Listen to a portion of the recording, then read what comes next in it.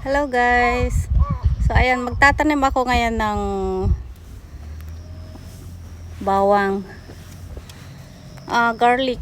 So ito yung itatanim ko guys. Magtatanim na ako ngayong October. Tapos ha-harvestin ko next year ng September. So bali matatabunan siya ng snow ng ilang months. December hanggang April. Tapos pagkatapos ng May, tutubo ulit siya. So ito yung itatanim ko guys. Ganito ka lalaki tong garlic na itatanim ko. So ito, piliin natin yung magagandang bawang na itatanim natin para maganda rin yung aanihin natin. So ito guys, ay napakalalaki itong itatanim ko.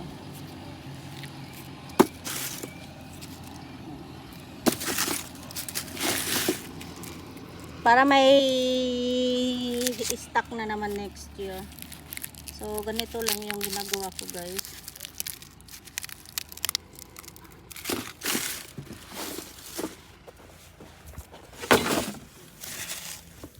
So ayan, isang dangkal yung ginagawa ko. So ganito lang pag tanim ko ng bawang. Ayan.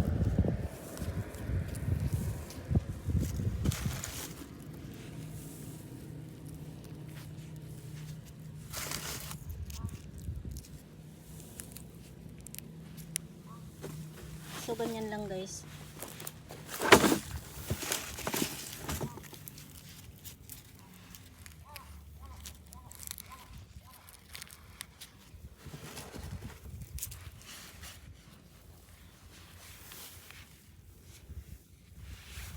Saka natin tatabunan.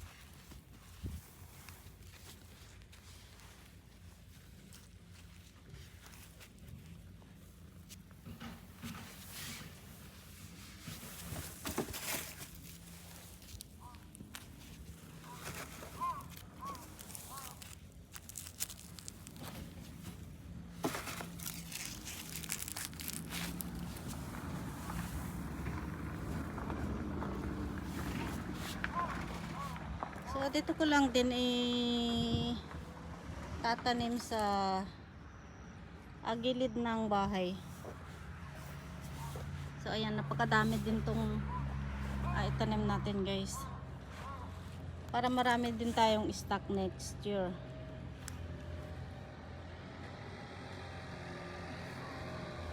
Tapos itong aking onion leeks, ayan, ha-harvestin ko na rin to.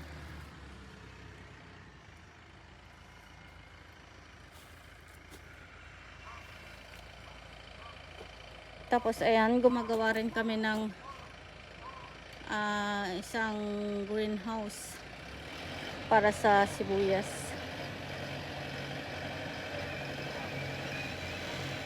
Tag-iisang dangkal yung gagawin ko. Ay, isang dangkal.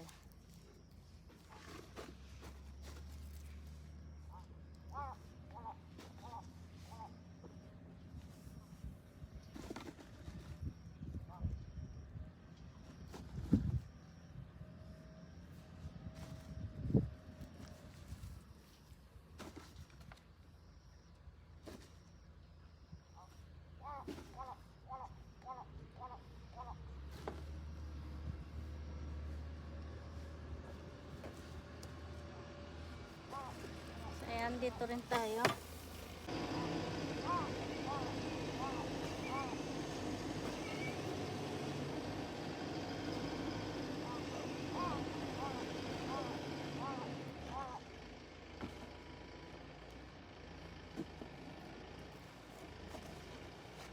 So, kailangan guys, piliin natin yung mga magagandang bawang na itanim natin para maganda rin yung aanihin natin next year.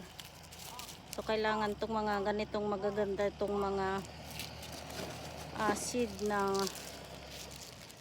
itatanim natin. Piliin po natin yung mga magaganda para magaganda rin yung ani natin. So ito guys, oh, kalalaki. Ito yung ginagamit kong pang tabon guys. Ganyan ko lang.